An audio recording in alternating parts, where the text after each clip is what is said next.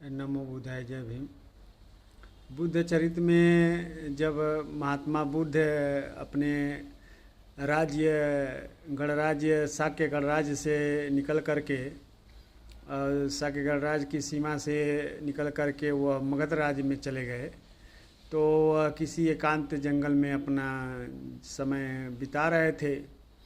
तो मगध राज्य के गुप्तचरों ने इसकी सूचना मगध राज्य के राजा बिम्बिसार को बताया कि महाराज एक पड़ोसी गणराज्य शाक्य गणराज्य के राजकुमार सिद्धार्थ अपने सीमा क्षेत्र में एक जंगल में एकांत वनवासी जीवन जी रहे हैं।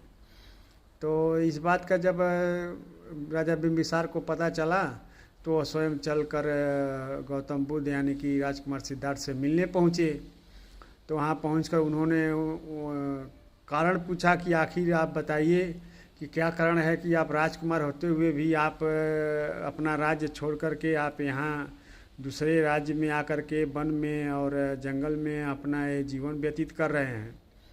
तो उन्होंने बताया कि कुछ ऐसे ही कारण थे, जैसे कि हमको शाक्य गणराज्य और कोली गणराज्य के युद्ध में हमने हिस्सा नहीं लिया और युद्ध लड़ने से इनकार कर दिया। इसके कारण हमारे ऊपर राजद्रोह का आरोप लगा। राजद्रोह का आरोप लगने के कारण और उसमें नियम था कि जो राजद्रोह करेगा उसको अपना राज्य छोड़ करके जाना पड़ेगा।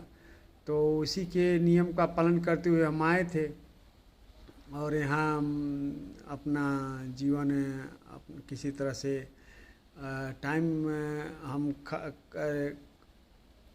एकांत में काट रहे हैं। तो राजा बिम्बिसार ने कहा कि ऐसा है, अगर आप को किसी के दबाव में आए हैं तो हम आपके साथ हम अपनी पूरी सेना को लेकर चलेंगे और आपके खिलाफ जो भी उधर बगावत किया या तो आपको देश से निकाला किया है उससे हम युद्ध करेंगे और आपको हम आपके राज्य में वापस भेजेंगे।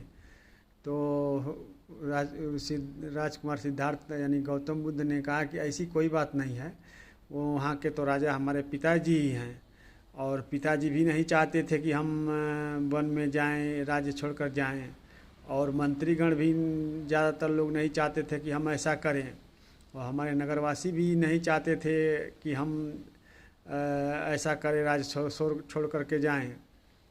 लेकिन हमने अपना स्वयं निर्णय लिया कि अगर नियम है तो नियम का पालन हम करेंगे।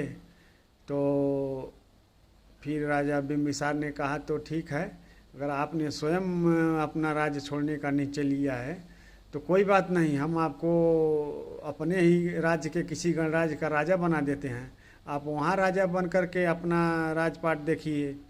तो फिर राजकुमार सिद्धार्थ यानी गौतम बुद्ध ने कहा कि ऐसी कोई बात नहीं, हमारे यहाँ तो खुद हमको राजा बनाने की तैयारी चल रही थी, पिताजी ने बस ये बात केवल घोषणा करना बाकी था, यानी कि हमारा राज्याभिषेक केवल बाकी था, हम तो वहाँ राजा बनने वाले थे।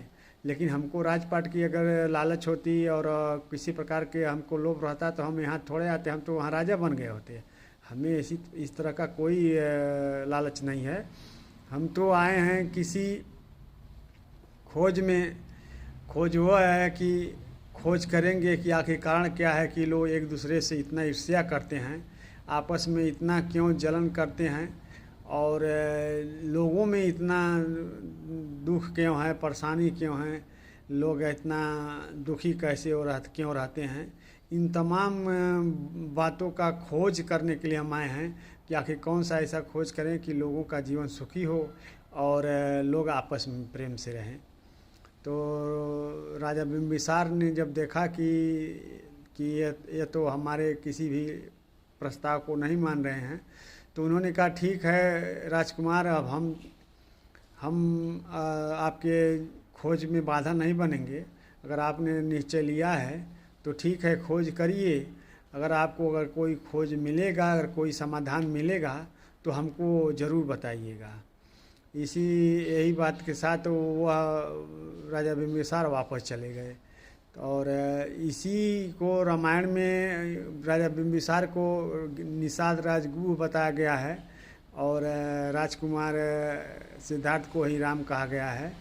इसी को वो अपने हिसाब से थोड़ा सा लिखे हैं ताकि लोगों को पता न चले।